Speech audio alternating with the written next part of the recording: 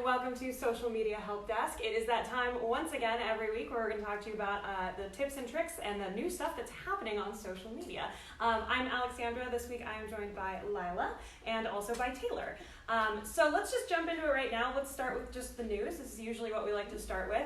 And first things first is Instagram has something interesting that they've done. They have decided to start restricting weight loss advertisements to under 18-year-olds. I actually saw this getting posted around. Have you guys seen when? I know this is already starting with some of them. Yeah, and I've seen a lot of the conversation about it. Yeah. And this kind of goes all the way back to the, Facebook and their regulations and rules. And this has already been something they've been cracking down with ads. Yeah. And something that even we've kind of come across in terms of obstacles when we're dealing with, maybe it's a gym client or any kind of health food clients, where they have very particular rules and regulations about what you can say when it comes to weight loss. Mm-hmm. Yeah, I mean, I think it's a good idea.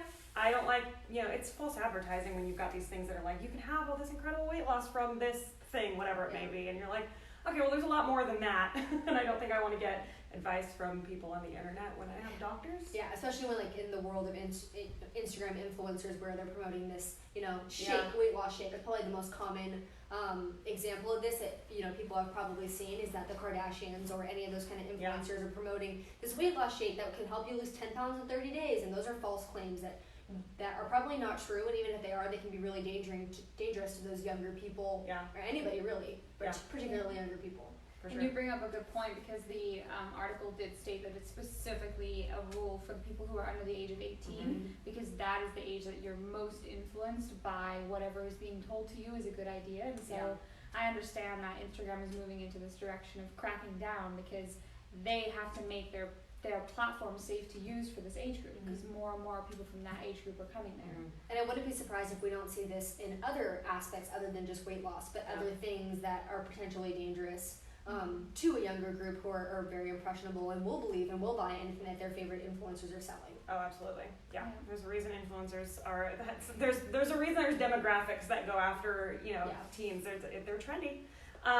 So cool, good for you, Instagram, trying that out. Yeah. Next up is that Twitter has some tips for tweeting during Halloween. They have released a do's and don'ts of Halloween hashtags. I'll go through a couple of them. I'm sure we have some ideas ourselves. Some of them, it's something as simple as don't overdo it. Only use a couple, if one or two. Hashtags, specifically hashtags. Use Halloween hashtags all throughout October. This is something that I think most people need to remember is like, we have talked about this before, you should be planning your holiday far in advance. Way in advance. And so even it's like, hey, it's Halloween, it's October, I'm starting that day one, which is today. So you should be starting using them today. Like not only planning in advance, which hopefully you've already done for this time of year, but then also executing enough far in advance. Like now is the time that people are thinking about their Halloween costumes. They're even thinking about the small things, decorations, even if it's not Halloween, what you're selling isn't Halloween focused. Talking about and engaging in that conversation this time of year when everyone else is talking about it can be really effective. Yeah, for sure.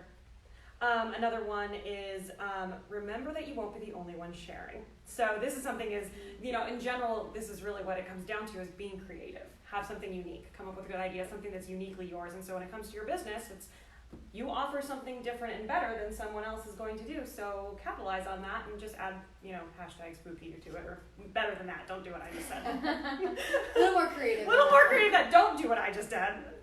This is why I don't write tweets, guys. But I've been seeing probably Halloween tweets even like the last couple weeks. Towards the end of September, I feel like this year more than ever, people are really engaging early in this holidays, and that could be reflective of the rest of the holidays coming out throughout the year. I think we're going to hear about Christmas and New Year's earlier than we ever have before. So it's important to keep that in mind in your social strategies is when is the appropriate time to start talking about this so that you're at the front of it and not, falling behind. Definitely. And you did bring up a good point that now people are going to start thinking about what costumes to wear. And so if you do have some sort of accessory or something that people should look at, make sure that you tap them now, because with the promotion starting early, probably the buying decisions will happen earlier than normal. Yeah. The week of Halloween is way too late to be talking about Halloween. Yeah, exactly. That's what we're getting back to. Yeah. So yeah, Twitter's a good place for it, and just they want to get in on that too. So and you'll see it around. I have friends who start talking about Halloween in August. Yeah. So people are like ready. They're like, guys, it's fall, and I was like, it's still summer stuff. Yeah. Last but not least is Pinterest took a page out of Facebook's book, and they now have reactions for Pinterest. I have not seen this yet, so I haven't even. What's this going to be like? Is that something you think people are going to use? It's funny because, at least for me, Pinterest has always been about saving whatever it is so that I can refer back to it later. Mm-hmm. Like, that's the only reason that I really use the platform, and it can be really helpful for people who want to get more website traffic, want to get more eyes on their website. Like, that's what I'm doing. I'm pinning things so that when I'm ready to shop for that item or go back and look for whatever I'm getting inspiration for, I have all those things saved, and then I can go and explore them. And so I understand what Pinterest is trying to do by adding all these other bells and whistles, but liking it, or I know we talked about like an exclamation point, or like little emojis that will show your interest in that item. But at least to me, that's not the important part of Pinterest. It just seems like kind of an add-on when really I'm just pinning stuff to my boards. Yeah. Yeah, I mean, the way that I understood it is that it was more for those that are in part of groups. And so it does make sense if you are collaborating with a couple people on one board and you want to emphasize the different emotions that you have. I don't know, maybe there are smaller communities that I'm not a Pinterest user myself, so I'm not aware of the group aspect, but I don't use those either. It may build a sense of community. I understand, especially because Facebook groups are more relevant and popular than ever. So I understand them trying to take, maybe they do have small communities of groups, but it's not growing the way they would like it to. Trying to make those groups a little bit more helpful for people who are in them because they see the popularity of it on Facebook. But we'll have to see if anybody really utilizes it. I mean, at the very least, it's not going to hurt anything. Yeah. It's just going to sit there and either do nothing, or people will just instinctively go to it because we already use it on Facebook all the time. So it might just be the next step in that. And we say that all the time with these things. Like they'll roll out new things and it either becomes the biggest, newest thing and everyone uses it, or like I think of Facebook Stories where, I mean, Facebook Stories have been out for a year now, maybe longer than that, and I still don't really have anybody on my timeline using Facebook Stories. So they roll these things out and the things that are popular really take off and the things that aren't just kind of like, sit there. Yeah, we'll see. I guess we'll see how that goes. All right, but good for, be inventive, see what you got. Yeah. Okay, so now Taylor is going to go ahead and talk to us a little bit about how to make your photos stand out on Instagram. Sure. So when we think about why either our clients are utilizing Instagram or why you as a business owner might want to be utilizing Instagram, it's really to get in front of more people, get in front of a wider audience. And then also nowadays maximum engagement has been more important than ever, especially because you're competing against all of these other photos, and you really need to get someone to stop what they're doing, to stop scrolling through the feed, and to wait and take in whatever it is in order for you to even get your message across. So the first step is grabbing their attention, and then you have to have a creative post that will capture their engagement and sell them on something or inform them on something along those lines. So there's a couple steps that we like to think about when we're choosing photos or even taking photos that you're going to then utilize for your Instagram. So the first thing is going to be creativity. So creativity involves transforming your ideas, imagination and dreams, and then making that a reality. So the first thing that a lot of times we'll recommend for people to do is just take a look to see what the industry is doing. See what your competitors are doing, how they're being creative in the space, and then think about what sets you apart from those competitors. Like, now we know what those competitors are doing, but what is unique about your company, and how can you show that in your photos? How can you stand out from all those other, if you're a beauty brand, from all those other millions of beauty brands on Instagram nowadays? Like, what's going to make your content stand out? So the creativity is, I think that's a reason that's first that I'm talking about it, because that's probably the most important. Yeah. You've got a lot of competitors out there in that space on Instagram where there's just, whether they're a direct competitor to your business or not, I feel like aesthetically you have to be unique and still also within the brand of like what you want, like what Instagrammers want to see. So I think creativity is probably, really everything that we go into, we want to be creative with, but yeah. Yeah, my thought, just to add a little bit more, the fact that creatively changing up how the photo looks or the angle that you do it at, or just really like transforming a normal object into something that is all of a sudden a little bit out of place. I think that's what is that eye-catching thing that you spoke about. Like that is what catches attention, the fact that you're doing something in a way that other people haven't seen it before, so they're at least pausing in their tracks to see what you did. Yeah, definitely. Yeah, for sure. The next thing is going to be lighting, which for me this is huge because it can really make or break your image here. I know that there are times that intentionally people will select darker images and maybe that fits the theme of their brand and their company. But for the most part, if you're scrolling through your feed, the ones that make you stop when you're the user scrolling through your Instagram feed are going to be the ones that are really light and bright and grab your attention and really stand out and jump out at you. So think about that when you're taking photos for your Instagram, is utilizing and playing off of natural light. It's always going to look better. If you have the opportunity to go outside, sit in front of a window, have natural light on whatever it is you're taking the image of, that is always going to look the best in the picture. Yeah, for sure. So pick a lighting style that really complements the unique characteristics of your brand. And then, really most importantly is taking high resolution photos of those. Good lighting in high resolution. Because if it's grainy, it's overly filtered, then people are just going to scroll past it. Yeah, for sure. A couple of tricks too for lighting is that sometimes if you don't have perfect natural light, but you got a buddy with a phone, turn on their flashlight, use it from different angles. You can even use the face of your phone. I've done that to get it diffuses a little bit more. I'm trying to think. There's tons of things coming up with ways to do natural. I mean, we sit up here in this part of our office because we have a huge window and we're getting natural light on our faces. So even for video, that's something we do too. So yeah, there's some tips you can look online. People have all kinds of really cool lighting tips. Yeah. The next thing is going to be about placement and quality. I think this is often overlooked because we want to create a lifestyle with our Instagram, especially because we know those photos are pretty popular and will stand out in the feed. But really, we want to make sure that whatever it is you're promoting is really front and center in the majority of your product or in your photos, whether it is product photos or even if you don't sell a product, but for our office, for example, the team is what we really want to show off. And so when we're thinking about the photos that we're going to post of KWSM, there's a reason that we want to have faces and people and our team members in those photos, because that's what we're trying to show off. A pretty sunset picture is nice, and maybe we could throw that in every once in a while, but really we're trying to capture our story as a team. We want to make sure that's front and center. And the same thing goes if you have a product. If you're selling, hair care, you want to make sure that when someone goes to your feed, it's very obvious that you are a hair care brand who sells products or who sells maybe on the opposite, who sells services.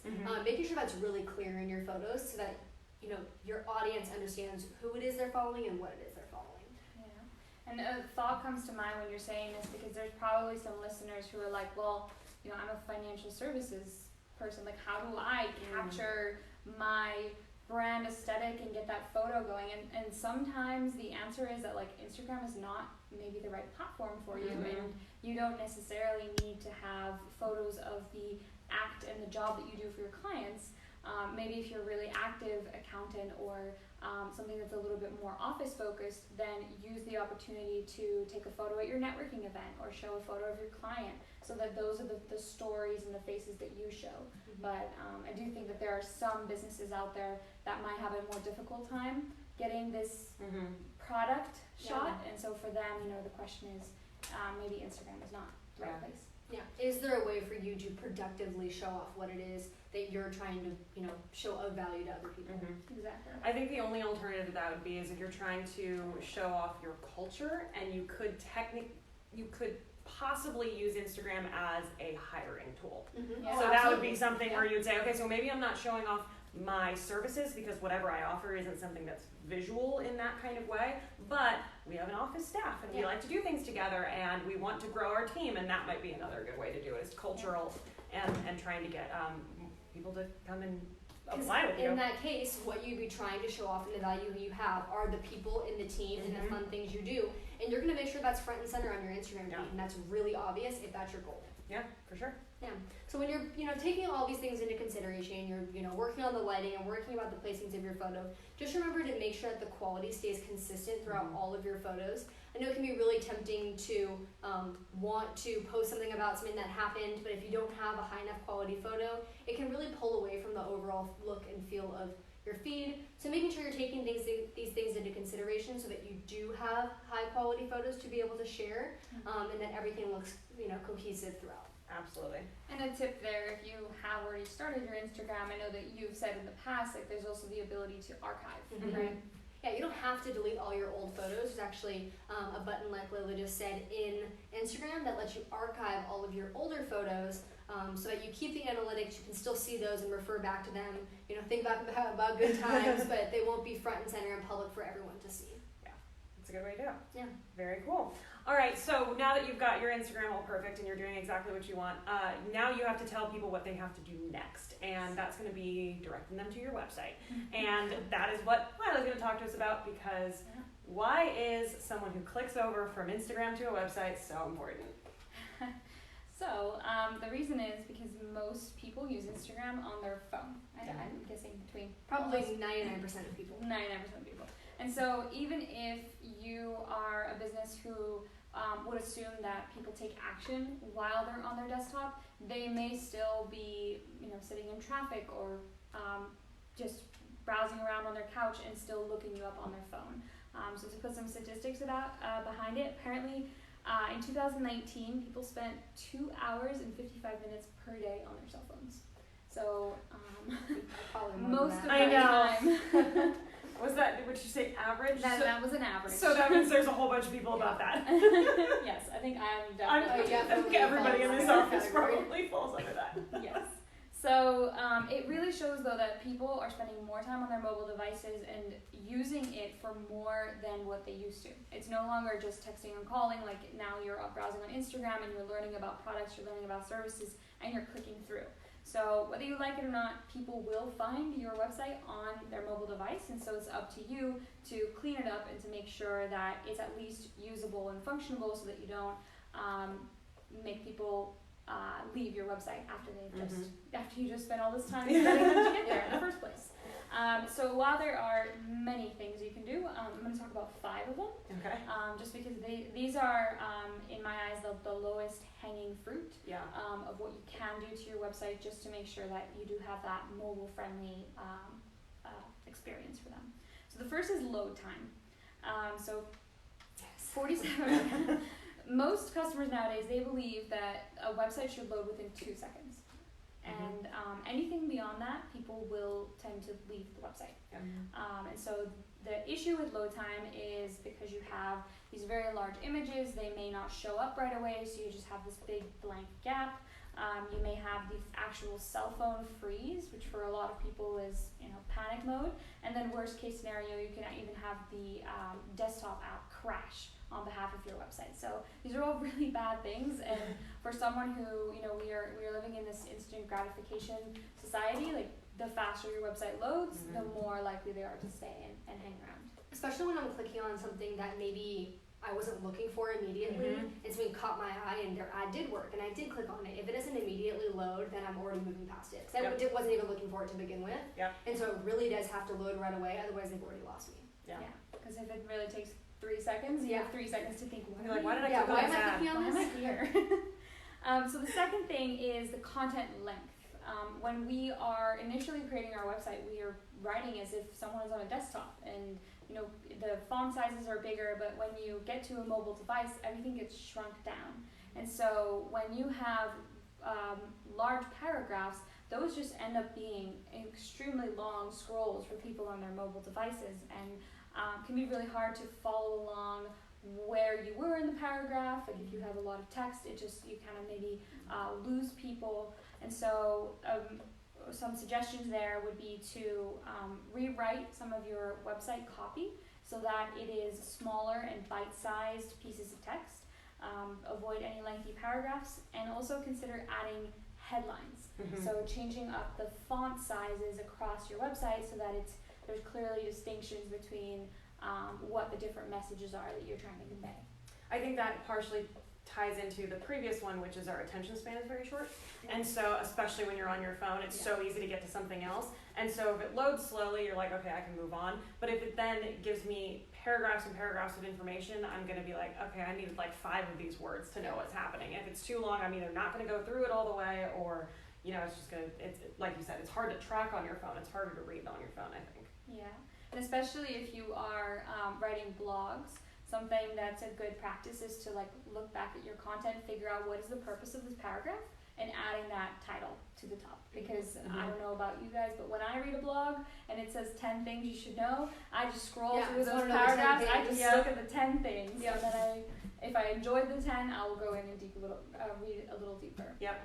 Same thing. I go through the same exact process. Because if you're spending all this time and sometimes money on marketing and getting your content out in front of new audiences and new people, they, like I said, they didn't expect to be there in the first place, and so their attention span is going to be a lot shorter than someone who went to your site because they're a customer or they know what they're looking for. These people are just seeing your ad and clicking on it because they are interested, and you don't want your website to work against your ads. Yeah, definitely. You bring up a good point. And so the next part of this is clickability.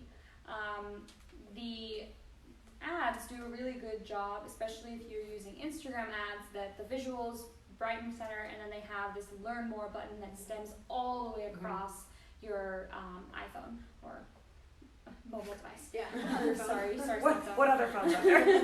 What other phones? And so it's really easy for your thumb to be able to click on that. You can click on that at any point in that bar, and you would get sent to the website. Your website, on the other hand, sometimes is optimized for a tiny little mouse, and so you have a lot more accuracy when you're on your desktop, but when you're on your mobile device, you need this button to be large enough that I can click on it, and that it will actually bring me to the next page. Similarly, though, on the other side of things, if you have lots of things that are clickable, and someone is using their thumb to scroll through your website, and all of a sudden your one of your images is clickable and it brings you somewhere else. That's the most frustrating thing, right? Yep. Like from a user perspective, if I click on something and it starts sending me, and then load time is bad too, I'm gone. Yeah, you're out. I think I've looked things up on my phone and ended up on Wikipedia, and if it was an article that had a whole bunch of the links that was like these 15 words next to each other go to different Wikipedia articles, and like you'll get caught in them, and I was like, that's not what I wanted. Yeah. So don't be Wikipedia. Yeah, that actually brings up a really good point. I believe it's ADA compliance to not have all your words clickable, because not everyone understands that when the words are highlighted that therefore you should start clicking on them, and mostly on mobile devices it's going to be hard to avoid that as you are scrolling through. Yeah. So a recommendation, if you are looking at your website on your mobile device, just walk through it yourself and just start scrolling and see if anything annoys you, and take notes and then take action. Make sure that you fix it. So the fourth thing is distractions. So with all these cool new features coming out and plugins that you can add, you can have a chat box that pops up that says, if there's anything we can do, let us know, or you have a pop-up window that appears when someone's been on your website for some time to get them to come to your newsletter. These are all really awesome tools, and we are not saying to not use them, but just make sure that they are also functioning properly for mobile users. Because once again, if you are on your mobile device and this pop-up appears, and the only way to click it away is by this tiny little X that is easy to reach with your mouse but not with your thumb, you might sit there a really long time trying to click it away, and that's the frustration to be able to leave and do something else. Yeah, for sure. So in that case, just use it yourself and see what you can find. And then to wrap it all up, the most important thing with your mobile website is that you are indeed shrinking it appropriately. There are many different tools, and if you have some WordPress themes, they actually already optimize it for mobile, so the majority of the work is done for you, but just still make sure that you are going through your website and you're seeing all the visuals properly, that no one's heads are being chopped off, or that our sentences are being shortened because of how you've decided to create your website. Yeah, so just taking a look at your website on mobile. Yeah. So I'm sure there are a lot of business owners out there that maybe you just haven't had a chance recently to look to see what your website looks like on your phone. And you'll be surprised with how it displays so differently when you're used to seeing it on the desktop. Another one you'll want to think of too is in case people use tablets. That is also a different size and dimension, and it's kind of halfway between a desktop and a phone, and it can get kind of funky in there. So kind of treat tablets as its own mobile view as really what I would think of it as. And just looking at your page, because there's times where you're like, oh, this is going to be fine, and then maybe you made an edit to a headline or something, and now it's thrown off an image. It's something really little can cause that problem. Yeah, And you bring up a good point that it's tablets, but it's also, if you are using an iPhone Plus, the issue might not be there, but then when you shrink down to a smaller cell phone, you may see things a whole lot differently. Yeah, so absolutely. That's where we have a website audit, because we have developer tools where we can look at your website from every possible device. Yep. So that we can see if the copy looks the same across all the websites. Yeah. So very cool. Yeah, if you need any help, let us know. We can do it. Awesome. Well, thank you, Lila. So that is going to wrap it up for us. I've got a couple of things that I'm going to run by you. One, if you're in Orange County, we are having boot camp this month. It's on every Friday starting at 9 a.m. here in the Aliso Viejo Orange County office. You can go to our website to find out more. Another thing that's coming up in Atlanta, if you are interested in having some video done for you, we are having a video studio day there in Atlanta. We've had them here in Orange County, but we decided to take it across the country. You can also go to our website to see that. You're going to get 4 videos. You can do it either interview style, where we'll interview you and have you kind of look at us and walk you through it, or you can have your own scripts that you can read off of a teleprompter. If you're in Orange County, don't worry, there's another video studio day. So Atlanta is October 16th. Orange County is November 14th. So again, go to the website, it's under the workshops tab, and you can find out all the information and sign up directly there. Thank you so much for joining us this week. Thank you again, Lila and Taylor, for being team members with me here today, and we will see you same time next week.